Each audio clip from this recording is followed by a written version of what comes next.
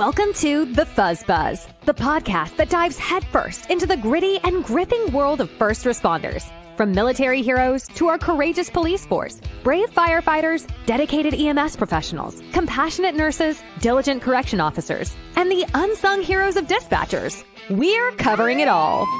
Get ready for a no-nonsense, no-holds-barred conversation with your hosts, bringing over 45 years of combined experience from the heart of a bustling city. Retired Police Lieutenant Jessica Taylor and her co-host, the one and only retired Motors Officer, Mike Gonzalez.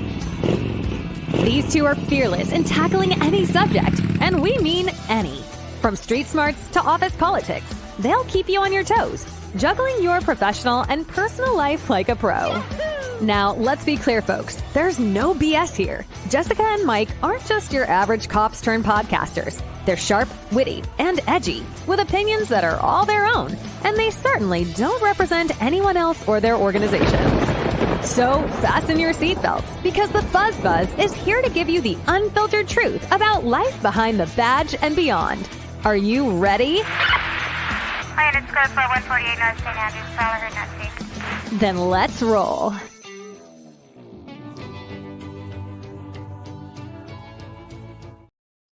Hi. Well, hello, everybody. We are trying to record this for the 800 millionth freaking time. Yesterday we started recording it. Some of the audio didn't pick up. Then we just tried it again. The audio didn't pick up. So we're trying it a third time and one last time. And then we'll just move on to something else maybe. But these are just subjects that we really wanted to cover. So we're going to try to get through it a third time. Okay, Mike? Let's give it a whirl. Let's give it a whirl. That's all we can do. Three's a charm. Yeah. Okay, so these are the subjects we're going to cover. Reality recap. We watch a lot of reality TV. We'll go through the top 2 that we watched this week. Some top news stories, some video review, some stupid questions, and then we'll lighten the load with some funny shit. Yeah. Right? Something just to give you a little laugh. Right. Take the seriousness out of the world. Yeah. So let's start with Big Brother finale. Oh my God. I just don't even know. Yeah. So here we have Matt, the blonde, Jag, and Bowie Jane. Who did you think deserved to win? Overall, I would have gone with Matt. I mean, it's like he played comp. He had competition wins. He had a great social game. Jag, he was a comp beast, but between the two of them, they won almost everything. So it's like, but his social game wasn't there for Jag. And Bowie Jane, she won a couple of. She won a couple, yeah. But she was mainly a floater, just along for the ride of vote. Yeah. She was loyal, though. I'll give her that. She was loyal. Yeah. So for me, I really wanted Matt to win, although I thought that Jag really deserved to win just because he was so good at all of the challenges. He definitely won some. However, that final speech that he gave was so gross that there's no way I would have given it to him. Yeah, that was a tough pill to swallow. He was definitely very aggressive, even in his tone. His tone wasn't soft. It wasn't like he was there enjoying a game. It was there like he was trying to, stab everybody in the back and get his point across and force people into voting for him. Yeah, and it came down to, he even said something like, I'll be the first Sikh, and, if you don't, basically, in a nutshell, if you don't vote for me, you're a racist. Yeah, it definitely came out that way. He played the Sikh card, saying I'm the first, Sikh ever to play Big Brother, and if you don't vote for the first Sikh, then there's something wrong with you. Right, and then Matt's deaf. Yeah, he didn't pull the ADA card. No, so that really just turned me off, and that's a lot of things these days are just, this. We'll watch a video in a little bit. This generation has just been grown up like this entitlement syndrome. Yeah. For me, it would be the female card. I'd throw down the female card if I did that, but I don't do that. I want to be treated just like everybody else. Well, let's be honest, $750,000 was the grand prize for the Big Brother this year. And so, money and greed make people just do shit And they it's normally just so wouldn't do. embarrassing that he's from Washington. Yeah, well, maybe that's who he was, and it finally came out because it came down to the 750. So maybe, if makes people Yeah. do, some people do what they normally wouldn't do, and it brings out the worst in some people. So Yeah, it was just gross. But anyway, moving on to the other one we watch a lot of, and that's The Amazing Race. And these two sets of people, Steve and Anna Lee, that girl embarrassed her father so bad on this Yeah, last episode. yeah. Where were they again? They were in Slovenia. Absolutely beautiful country, or at least appears to be clean. And it's a fairly new country. It was Newly gained its created, but yeah. it gained its independence in 1991, I think. Yeah, that's what they're saying. So clearly, Yeah. But she was just being like a bee big time on this episode. So I'm totally turned off to that team. Yeah, clearly she can't handle the pressure very well, and a little bit of pressure came upon her. And it's not the first time that she's kind of snapped at her dad, but this is the worst. And she did it pretty much the whole leg of this. Oh, God, she whined the whole race. time. Yeah. The whole hour episode They had was one just speed whining. bump, and she threw in the towel and said, F it, let's just enjoy the scenery. And lo and behold, he kept her plugging away. And even after she went on, what was that, the express pass had already been collected, that she didn't bother to see that it had been. And she drug her dad up all those stairs where Yep. it looked like he was almost having a heart attack. And Yep. then she didn't accept responsibility for it, No. that she fucked it up. Yeah. And he kept going. I mean, yeah. he sucked it up and did what was best for the team. Yeah. And yeah. they squeaked in to the next leg Yeah. where she thought they were completely out. But it just goes to show you, it's like, why are you throwing in the towel so early and with such a negative attitude? Yeah, it was really just gross. Okay, so then this other team, Rob and Corey, they're a son-father team, and the dad is deaf. Yeah.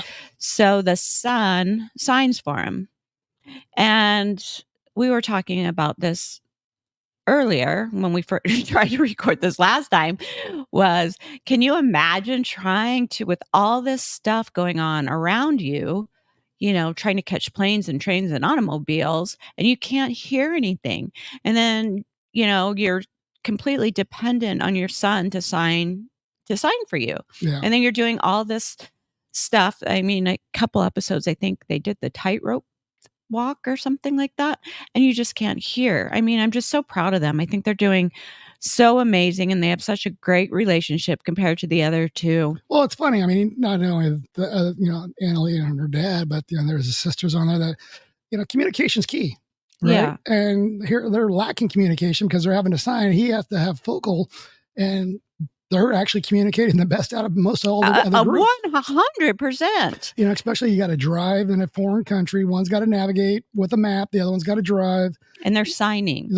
Plus, you got to communicate with people that don't speak English, because you're in all these other folks' countries. And luckily, most European countries do speak English. Yeah. Yeah. But, where communication's key, they lack it. But yet they're thriving because probably, maybe the fact that they're signing and so in tune has made them a better team. Yeah. So I'm really rooting for them. I hope they win. Yes. They're my favorite team. Yeah, by far. By far. Okay. So going on to top news stories. I think the biggest news story is the officers that are getting charged in Colorado. Well, big for us, definitely, being law enforcement. Yeah. But yeah, it's a huge story. So 6 officers are getting charged in Colorado. And it was an incident that happened last year. And I think 2 have already pled guilty. So I think there's like 8 total officers are getting charged. And I just can't believe it. I mean, that's a lot of officers. But as far as we know, 6 are being charged from the news reports we've seen, and there might be more. Yeah. So set up the incident so I can load the video. While it's loading, essentially, this Christian Glass, he called 911 saying his vehicle is stuck. He's on a rural road. We don't know if he's actually stuck or is he just calling. Well, we have to believe he's stuck because he's called that in. Dispatcher did a good job getting information. He said he had a couple knives in the car, a rubber mallet, a hammer, because he's a geologist. So, he was probably out doing his geology thing, which involves rocks. He made some kind of weird statements about seeing these mythical creatures that the Native Americans have, and that he needed to kill them. So that should have been kind of a my red wife flag. got me. So the dispatcher relayed all that information to the officers responding. They arrive on scene, and he's in his car. He won't step out for him, and it just kind of escalated from there.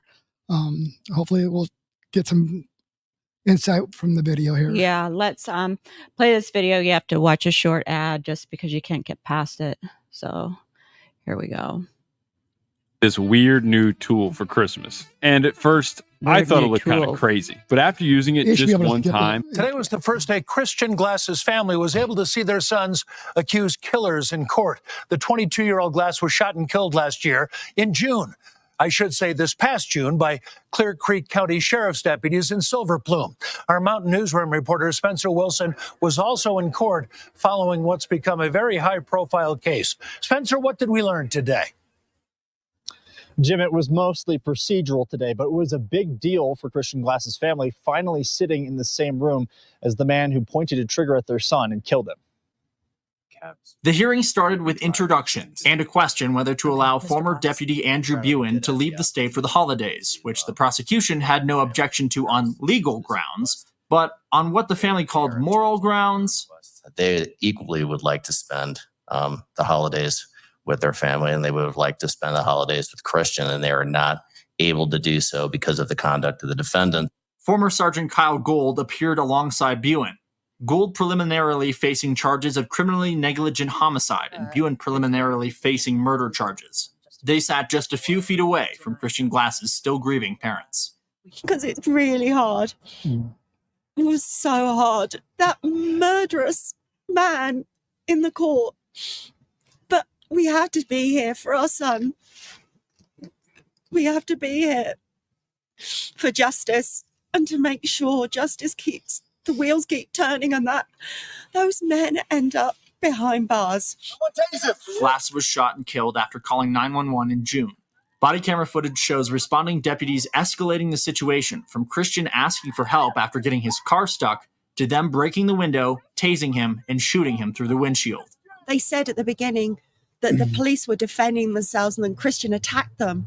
And when I heard that, you know, when your kid's never been in a fight and your kid's never shown any aggression ever, you just go, well, that doesn't make sense. Didn't make sense. It didn't make any sense.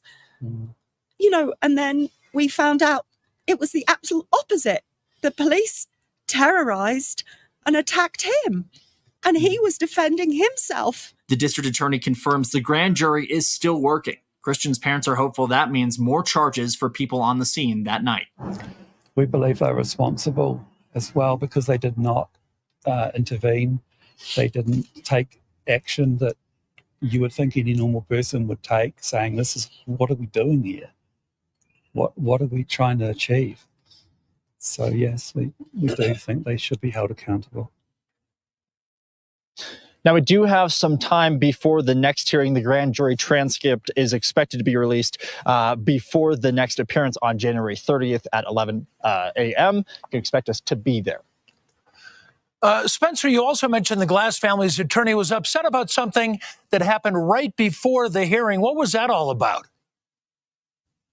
Jim, he actually talked with me after we spoke with the Glass family. He was pretty frustrated with what happened just before walking into the courtroom. The county courthouse is a little bit of a small building, and it was lined with sheriff's deputies, including the sheriff himself.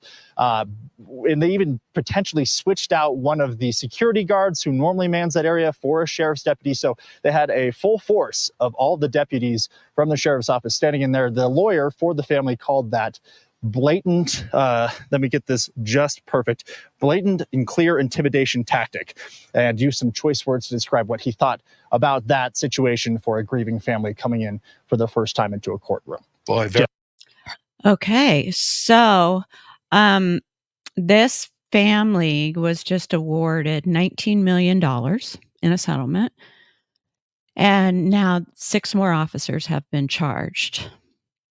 What are your training points for this video, Mike? Well, I mean, there are many. There are many, but if you're to what we watched quite a bit of the body worn camera on a previous website, and it shows that at times the sheriff's, the deputies didn't feel like were in danger because they'd walk all the way up to the driver's door window and were talking to Christian through the glass, trying to get him to exit the vehicle. So to me, that doesn't scream like, okay, they're in immediate fear, or they wouldn't be that close. And then they escalated the situation because he refused to exit the vehicle. They then started becoming more aggressive and trying to extricate him from the vehicle. And if to watch it, you could clearly see, in my opinion, that he was going through some kind of mental health crisis. He wasn't, there. And well, yeah, he was talking about skinwalkers. I think that's what the mythical Native American creatures were. And bottom line is, if he's in a crisis and he doesn't want to exit his vehicle and he hasn't committed a crime, you have no legal grounds to force him out. Correct me. Go ahead and give your 2 points on that. Well, yeah, that's exactly right. I mean, your choice is to call the mobile crisis team out. And they'd already been there for an hour trying to communicate with it or just leave. Yeah. But we don't kill people to save them. No. And I don't know what kind of training they had down in Colorado, but I know up here years and years ago, I mean, they taught us the 3 fundamentals of how to, de-escalate a situation called time, distance, and shielding. Mm-hmm. Take as much time as you need. And they clearly were doing that for a while because they're negotiating with them for over an hour. They had, the distance, they could have just backed away from the car. So they had plenty of opportunities to get that distance, but yet they still walked up on the vehicle to better communicate, clearly because they didn't think he was a danger. And then shielding, they had their shielding as far as there was a barrier of that car door, that car window, and the car between them and Christian. Okay, so he has these weapons. He has knives, hammers, and a mallet. Yep. Right. So clearly, and they know this already. Yep. And they aren't displaying any kind of alarm, or they're walking right up to the window. They're standing on the car. They're, leaning up against the car. I mean, I just don't get it. And then the radio traffic from the supervisor saying, no, you don't have anything. You don't have enough to break the windows or try to, basically breach the vehicle. And that's where they use breach. And by busting a window, it's like kicking in a door, you're breaching. Yeah. And he said they didn't have enough. The supervisor. Yeah, this was, in my opinion, definitely an officer-created jeopardy situation. Yeah, exactly. Well, you can take it one step further. It's like if you're in such fear and he's attacking or aggressive, why are you standing on the hood of a vehicle, pointing your service weapon down into the windshield at him? Right? Yeah. I mean, it just doesn't make any sense. Okay, so then we have over in New York, NYPD to freeze academy classes as NYC budget crisis looms. So they're down almost like below 30,000 officers now, I think. Yeah, and I can't remember the last time they've been even close to 30,000 or below it. Yeah, I mean, so shit's getting real Well, let's be honest. Why are they having a budget crisis? Well, right. Yeah. You got an open southern border, and they're basically shipping all these, immigrants and migrants up to New York City. And didn't the mayor welcome them all? Yeah. And now they're like, oh my God, we're in a budget. Now we're in a budget crisis, How can the United States as a whole sustain that many? I don't know how we're going to sustain it. Yeah.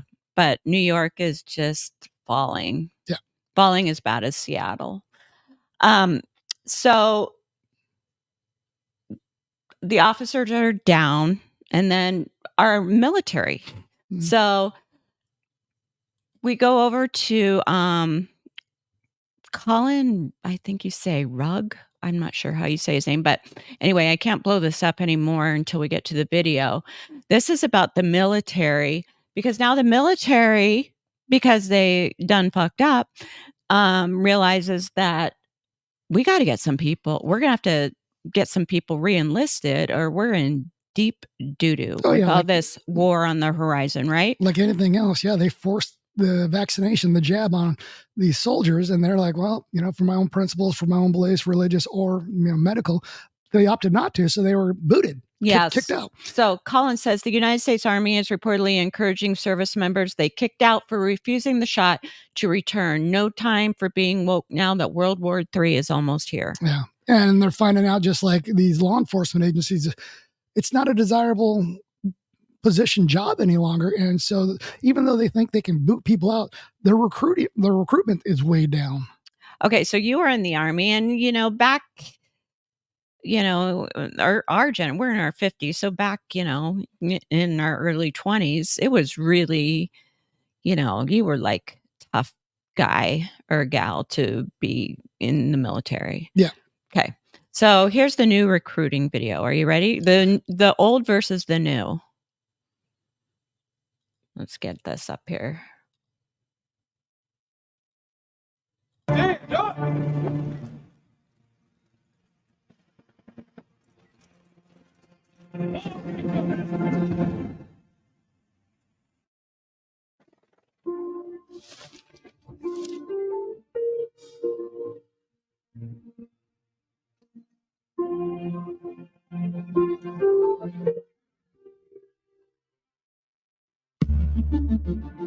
And the new. God, it's so embarrassing. This is so embarrassing. It's the story of a soldier who operates your nation's Patriot missile defense systems.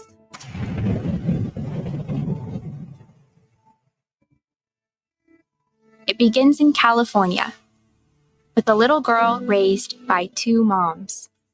I mean, does that even matter? No. When you're fighting? Well, in life in general, it's like, as long as you're raised by two good people. Although I had a fairly typical childhood, took ballet, played violin. Oh my God, this is so embarrassing. I also marched for equality. I like to think I've been defending freedom from an early age.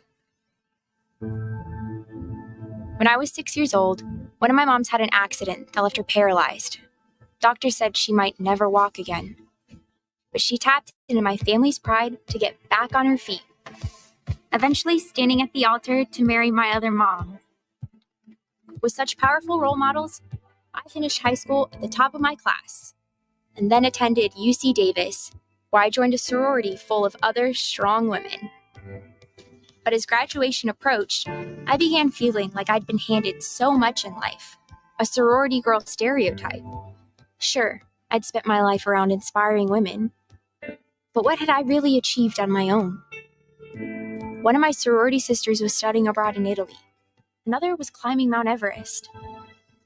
I needed my own adventures, my own challenge.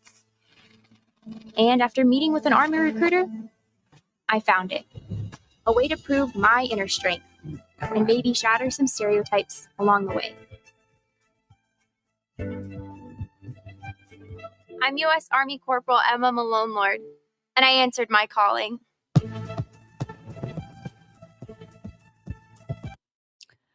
What say you? Yeah. I find it hard to believe that she enlisted after going through 4 years of college at UC Davis, and you can take whatever you want from UC Davis. Usually the military isn't something you stumble upon or trying to find an adventure because your friends are climbing Mount Everest. It's usually based, no, it's not. It's usually based upon the fiber of your soul and your heart of being a patriot who truly loves his country and would defend it to the very end. Because let's be honest, they always joke and they say that joining the military is like writing Uncle Sam a blank check for your life because you may end up paying with it. Mm-hmm. So the military has completely gone woke. Yeah. And you kind of start to wonder, does the military have an ESG score too that they have to keep up with? And if they don't meet their ESG score, does the military industrial complex get its money shut off? I don't know. It's the whole thing is just embarrassing. It makes us, as a superpower, it makes us look weak as shit. Yeah. It is just, it's gross. Well, then you see other articles previous to this was, the military doesn't have any ammo to give their own soldiers because they shipped it all to Ukraine, or they don't have enough weapons to, arm our own military force because we're defending everybody else's borders, but not defending our own. Yeah. It's nuts. Yeah. This is just nuts. And then to turn around and say, well, shoot, enlistment's down, so let's just try to get these people we booted. And I'm sorry, I wouldn't go back. No way. I'd sue your ass first. Well, you can't sue the government. And I think it's probably in a clause there as being an employee of the government. But yeah, there's a lot of different ways to go about this, but I definitely wouldn't give them round 2 to screw me over again. No, definitely not. But this is the generation that Yuri was warning us about. Oh, yeah. I think this is a generation that said, screw you. I'm not going to go through a draft. I'll just run and hide. Yeah. And so if you don't know who Yuri Bezmenov is, Mike, you do, right? Yeah. He's the KGB defector. Yep. And he came with a warning back in the early 80s of what is happening to the United States. Well, not just the United States, of the world. I mean, yeah, they're basically trying to come up with this indoctrination plan, and he breaks it down very well. And you can almost see every step he talks about happening to us right now. Yeah. Yeah, let's take a listen. Have you ever seen that Russian defector Yuri Bezmenov? He detailed the Soviet Union's plan for the moral decay of the United States, and it's a fascinating conversation. You should watch this guy. Ideological subversion, what it basically means is to change the perception of reality of every American to such an extent that despite of the abundance of information, no one is able to come to sensible conclusions. It's a great brainwashing process which goes very slow. It takes from 15 to 20 years to demoralize the nation. Why that many years? Because this is the minimum number of years which requires to educate one generation of students without being challenged or counterbalanced by the basic values of Americanism. Most of it is done by Americans to Americans. Exposure to true information does not matter anymore. This is what will happen in the United States if you allow all these schmucks to bring the country to crisis. The time bomb is ticking. It's fascinating because it's exactly what they did. And it is fascinating. It is. And we have a bunch of schmucks in charge right now. Yeah, it's absolutely fascinating because that is exactly what's happening. Yeah. Demoralize the moral fibers into decay. And if you look at it now, is back in 80s, maybe early 90s, definitely 70s, there was this love of patriotism for our country as us against the world. Flag. We were number one, whatever you want to say. We were a superpower. Now, if you look at these protests of all these people who are anti-capitalist and anti-America, burning the flag, stomping on the flag, ripping down all the statues, and that is what he says. That subversion of ideology. Okay, now America's bad, and we have these 20 and 30-year-olds that are basically saying, "Well, you hate America." Yeah, and look where we're at. Yep, we were staring down the barrel of World War III is what we're doing. And we're not even a superpower at this point anymore. We're, underfunded. We have a weakened military system. We can't even outfit or, equip.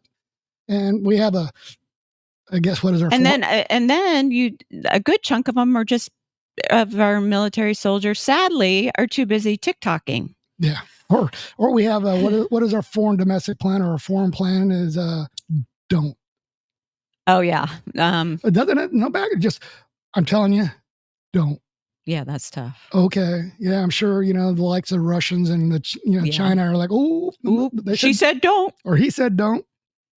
But yeah. Yeah. Okay. Whatever. So those are just the stories that came across, that I thought were just very interesting. Yeah. Top stories. Okay. So next on our list, we have some video review, and we're going to go over a couple. Let's start with the one out of Indianapolis. And this Indianapolis one is interesting because of this technique that they use that I am not familiar with, but Mike is. Yeah, we don't have it here in Seattle. The West Coast is always last to get anything. Yeah. But it's a new, basically, pursuit intervention technique. And instead of trying to bump a vehicle into a spin out, it actually, you fire, for lack of better terms, a harpoon out the front of the vehicle attached to a cable, which you would lodge into the back of the fleeing vehicle. And then just by the weight of your own police vehicle and applying the brakes, slow it down so it can no longer speed away at, reckless speeds. Well, let me set the scenario up for you a little bit. On September 22nd of 2023, Indianapolis Metropolitan Police officers were called to the 2200 block of Shelby in response to an armed robbery at the Dollar General. They were conducting a serial robbery investigation of 27-year-old Ricky Williams. Detectives observed Williams enter a store with a bag, blah, blah, blah. Police witnessed Williams get into a car with the female driver. SWAT officers then responded to the area where the armed robbery took place and located the suspect vehicle, which was a silver Buick LeSabre in the 600 block of South Missouri. And that's what we're about to watch. Okay.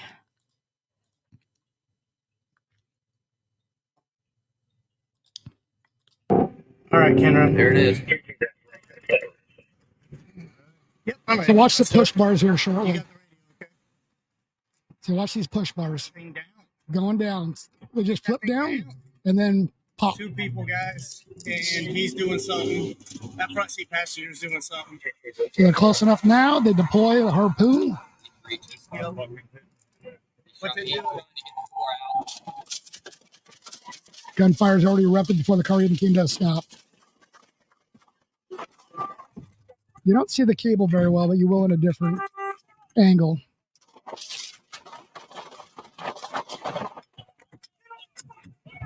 right, Jeremy, let's go. People, guys. And Now we got the body worn video that we went from the dash cam to body worn. Gonna be kind of hard to see for a moment. But what you're gonna notice though is this SWAT officer on the passenger seat is gonna open fire right there before they even come to a stop because they were fired upon.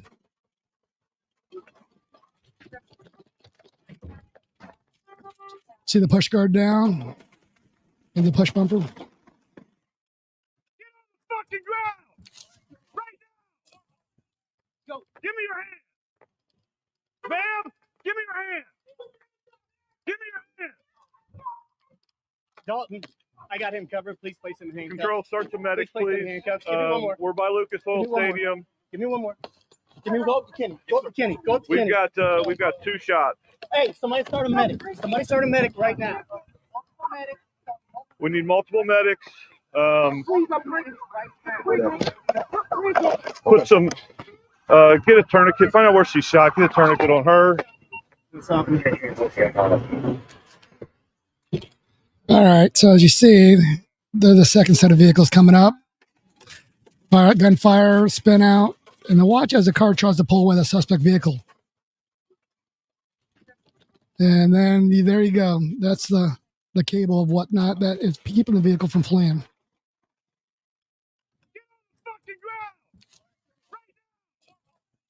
Go. Give me your hand. Ma'am, give me your hand. Give me your hand. Dalton, I got him covered. Please place him in handcuffs. Control, start to medics, please. Okay, so what do you have anything to add to that scenario? Great police work. I mean, great in a police nutshell, work. In a nutshell, this yes. is Ricky Williams, who is apparently a pattern robbery, armed robbery suspect. Detectives have been following, obviously. And like any detective, they're going to have SWAT because it's armed and it's dangerous. They're going to do the takedown. SWAT did an amazing job. They communicated. Looked like nobody from our side. They weren't cold black. They had great communication. Nobody dominated over the other one. They weren't screaming.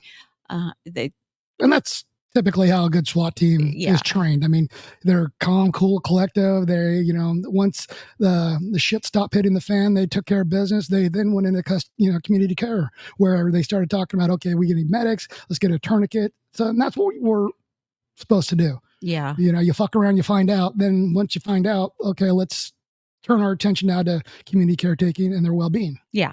They did a phenomenal job. Yes. I mean, they really, really did. Good job, you guys. So our next one comes from Westminster, Colorado Police Department. Let me give you a short recap on this one. This is on October 1st of 23, so not that long ago. Police officer Phelps was dispatched to a disturbance with injuries in the 1400 block of 116th Ave. Phelps arrived on scene. Several individuals were in a physical altercation with a male subject in a parking lot. Officer Phelps gave several loud verbal commands to the individual. One individual did not comply. Phelps deployed his taser in an attempt to de-escalate the situation. The individual produced a gun, pointed the weapon at another person. After more verbal commands to drop the gun were ignored, Officer Phelps then fired one round from his duty weapon, striking the subject. Officers performed life-saving measures. The male subject died from his injuries.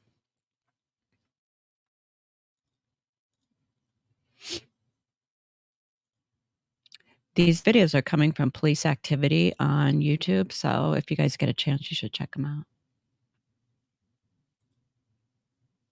It's buffering, so you're not going to hear any audio. Yeah, the body cam buffers the back a minute, so. That's the guy right there, man. He's just screaming, he's hitting the wall, he's calling everybody out. He took upstairs neighbors by. 271, several residents have this party detained. Okay, now I think the residents are doing a really good job controlling this guy. Oh, yeah, I mean. Hands at the side. Lay down on your stomach. Gun! Gun, drop the gun! Drop the gun! Move away, sir, move away! Move away, sir, move away! Sir, move away! Sir, move away! This is a hard situation. Yeah, it is. It is. Because, I mean, the citizen not moving away was the only thing controlling the gun from that guy shooting him. But he's also almost in the police officer's way, so. 271, I have shots fired. Suspect hit, suspect down. Oh, units code 9 channel 1, shots fired. 20. Where's the gun? All right, leave it there. Yeah, 23, you copy. I need everybody staying here. Everybody needs to stay right here. 271, I need rescue ASAP. They're en route. God damn it. God damn it. Yeah, it just goes to show you that's not something we dream of or look forward to doing when you come to work. Nope, you don't. And that's just what we call excited utterances of him just not wanting to do that. Need to make sure everybody stays here. Taser's But here. he took care of business. Guns here. I just dropped my taser. All right, then the rest of it is just community caretaking where, which they do a great job getting medics started. Yeah. He appeared in danger. The gun was pointed directly at his head. And that's so, critique-wise, I mean, there's a lot of things that we've been trained differently to do. And, I'm not saying that you did anything wrong. No, I mean, yeah. At the end of the day, he did everything right because, he came upon a situation. He looked at the situation. He basically came up with a plan and he executed it. And, the citizen who was trying to help wasn't hurt. Officer wasn't hurt. It's just unfortunate. But yeah, there's some training techniques that I could critique him on. As far as like once you deploy the taser and you switch to lethal, you just got to get rid of it. That way you have both hands freed. Yeah, you should always have one hand free. Maybe he could have communicated better with the other residents that were holding the guy down to continue holding him, and so that way they could have assisted essentially him in putting because it wasn't. I wasn't very clear when the gun came into the scene. It would seem like nobody knew there was a gun until it was in a pocket. The cop got there. Yeah, it was in a pocket. The suspect, if we want to call him that, wasn't able to access it until the one guy let go of his arm. Okay. And so then once he let go of the arm, he was able to retrieve it from but not the guy in the green shirt that continued to hold on. Yeah, exactly. Because the other guy opposite of the guy in the green shirt let go, backed away. And that's when the suspect was able to retrieve the gun from his pant pocket. And the guy with the green shirt doesn't want to let go because he's like semi-controlling the arm with the gun. Well, and he could swing the gun, shoot him. Yeah, exactly. Swing the gun, shoot at the officer. And it was just it's a bad situation. Yeah. I mean, that was a bad situation. But that kind of stuff happens. It does, and I mean, we never want to see loss of life, but the best outcome did happen for everybody involved as far as like the other residents and the officer. Yeah. And I feel bad for the officer that's, that. Yeah. You carry that for your lifetime, right? It's one of those things I tell people when I was on the job daily. It's like, look, I mean, I know what's asked of me. can I shoot somebody if it was in the right situation and I determined that's what needed to be happening? Yes, I could have shot somebody. Can I tell you how I would have reacted after shooting somebody? No, I can't. I might have blown it off and slept like a baby. I might have been having nightmares. I might have quit. I can't answer that question because I never went through it. And you could see clearly by that officer's reaction, that's not what he intended to do when he came into work today. No, he didn't wake up the morning wanting something like that to happen. Yeah, you don't in your career. I mean, I often told people a perfect career for me, and I had a perfect career, was I never discharged my firearm, my service weapon, anywhere but on a range. Right. In a practice situation, never had to shoot at anybody. I never shot in the general vicinity of community members. So that's a successful career.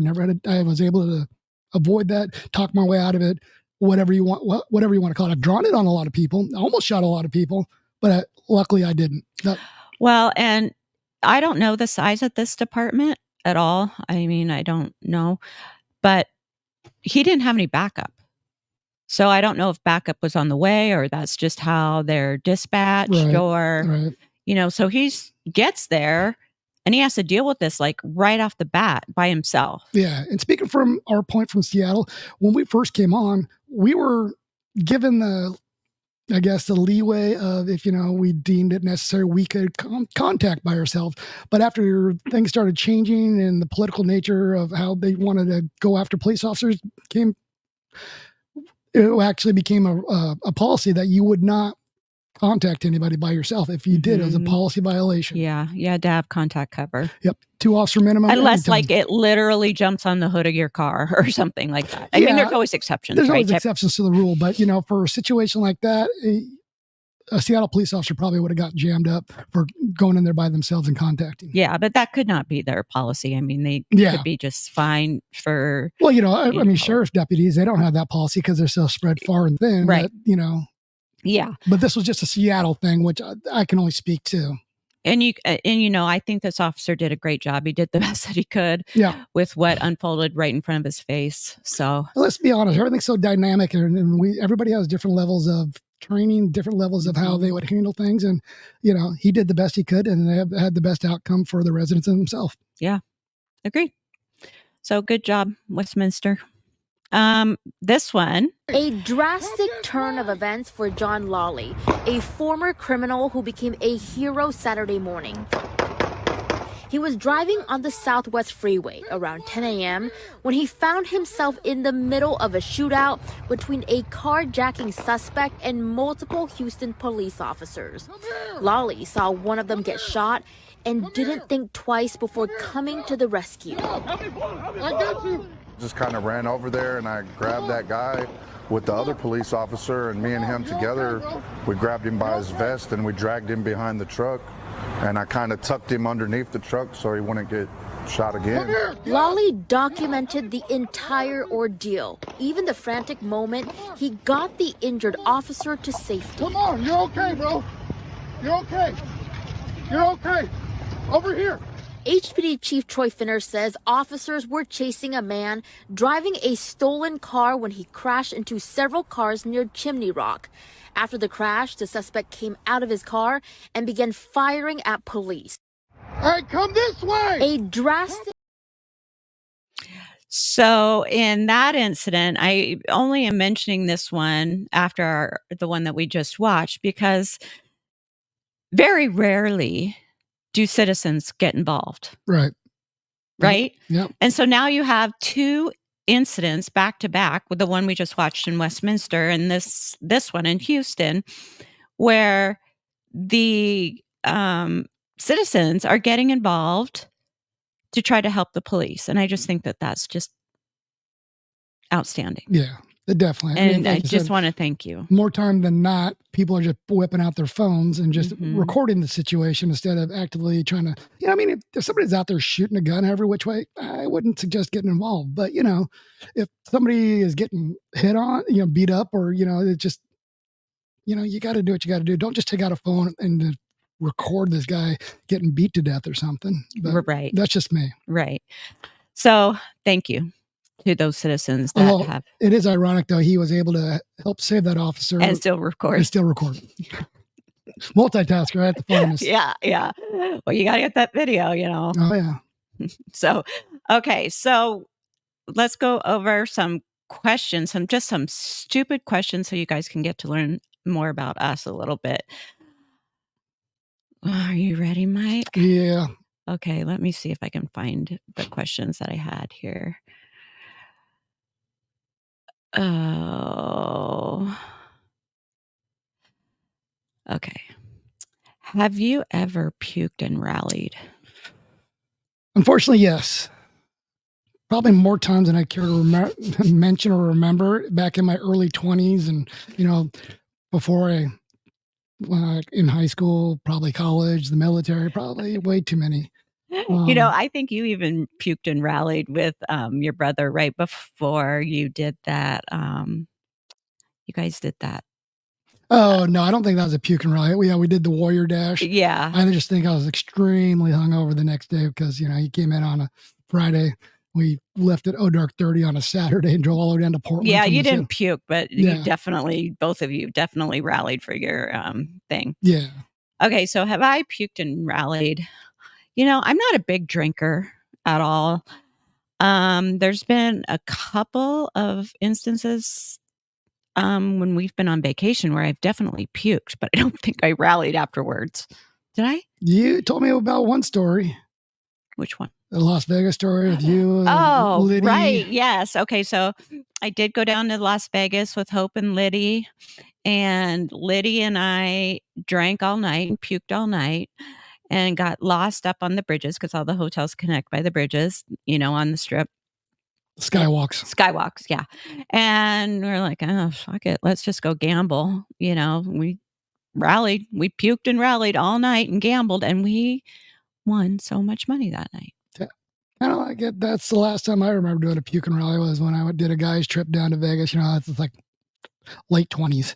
Yeah, I won a lot of money that weekend too. Yeah, what's that about? I don't know. The correlation of the more you drink, the better odds you have. Maybe. Who knows? Maybe. Okay. Have you ever tried out for a reality TV show? No. I keep trying to talk you into doing it with me, but you say it would just probably end our relationship if we had to go on a reality show together and try to communicate. So, but no, I've never attempted or been seen for a reality TV show tryout. I would love to do The Amazing Race. I just think that would be like the best time. But not with me. Well, I would like to do it with you, but I think that we would probably kill each other. We don't have the best communication. It'd make for good ratings. It would, but oh my God, we would. Oh, it would be an absolute shit show. You never know. You don't know until you try, right? Right. But I don't know, dude. Yeah. I don't know. I want to, but I know how we both get when we travel. It's not pretty. It's just really not. But I have applied for Survivor. And Survivor, you're not listening. Or CBS, I guess. I applied, sent my video in. Haven't heard anything. How long ago was that? 6 months ago, maybe. Really? You didn't tell me that. No, I didn't. Oh. You didn't ask. Well, okay. Yeah, so I didn't hear anything back about it. Womp, womp, womp. Womp, womp. I think I have a womp. That's foghorn. Oh, okay. Well, that's kind of a womp. More right? like an Eeyore. Now you got to do like the whole game show. Womp, womp, womp. Oh, when you lose. I don't think I have that. Yeah. Okay, so moving on. We're going to lighten the load. Okay, these are just funny shit that has just... Not literally shit, but, there's no deuces involved. It's just funny videos that are funny for no apparent reason, but being funny. Well, one of them's not really shit, but it is urine. Right? I don't know. I don't know which one you're talking about. Okay, so let's talk about the Babylon Bee for a second. Okay, the Seattle police patch. Go ahead. Yeah, the Babylon Bee is a satire site. And let me bring it back up. Where'd it go? Yeah, it just... Seattle announces the reverse purge where one night a year laws will be enforced. But the kicker of this is Mike's old partner. Yeah, Lily. Lily. But, and for those folks that have their heads in the sand, The Purge, if you've never seen the movie series, it's basically just one night out of the year where there are no laws. So then you just clean society as a purge and murder's allowed. And then after the 24 hours, you go back to society, where Seattle right now is living the reverse. So I'm sure the citizens would like at least one day a year, law enforcement being, upheld. But Seattle has lost so many officers over the last 2 years. They have got to change this leadership if they're going to get this back on track. Yeah, because they're trying to bring in $30,000 lateral bonuses, $30,000 just a lateral to Seattle. And people, if you go on LinkedIn and you just read the comments, there is not one positive one. I mean, who wouldn't want $30,000 just to do a job? Well, people who don't want to go to Seattle. Well, people who know, right? Yeah. Like, if you don't have the support of the department, which you don't, or the city, or the prosecutor's office. Well, the prosecutor's office is towing the line. I'd say they're on the fence now, because even though it's still Seattle, they supposedly have a Republican. Asian Rhino. Yeah. Things. No, yeah. I'm not feeling it. Okay, so this next video is just something that's really funny because I came across it on my computer and I still can't believe I have it, but I save everything against Mike's wishes. This one. And so in our house in Lake Stevens, I have a very sensitive nose. I can smell anything a million miles away. And I was smelling cat piss like nobody's business. And we had 4 cats. And we had the dog door because the dogs were going in and out and the cats were coming in and out. And I was smelling it in the kitchen. But we couldn't narrow it down to which cat it was. So we set up a nanny cam. Is that basically how it goes, Mike? Except for you missed the part where you're the crazy cat lady. You kept adopting cats. So yeah, we had 4. We had 3 that lived in harmony, and then we brought in the 4th one, and all hell broke loose. All hell broke loose. That's pretty much it. And this is our cat being tormented by the newest cat, and this is the retaliation. Yeah, this is on us.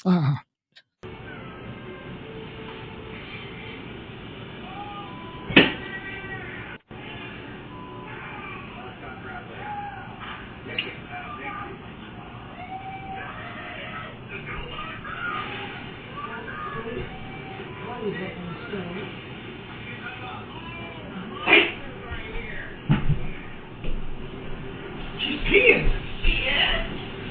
Yes, it's right in front of me.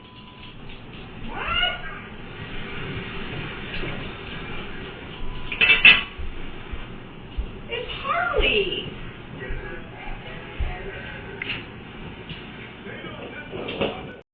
Oh, you think it's funny now? You didn't think it's funny I then. didn't think it was very funny back then, but oh my God. Oh, I didn't think it was Harley. I thought it was Raider the whole time. Yeah. Yeah, but like I said, our 4th cat came in and just started bullying all the other cats. Yeah. Just basically turned our harmony into hell. Yes. But that was just hysterical. So we still have that cat. We do. And we have Harley and Ezra, and those are the only 2 we have left. We're down to 2 cats, yes. 2 cats and 2 puppies.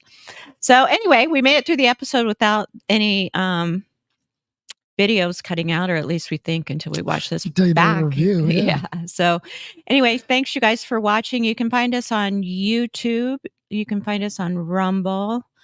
You can find us on X or Formerly Twitter. known as Twitter. You can find us on Instagram. But if you click like and follow, that'll be great because that'll spread the word. Exactly.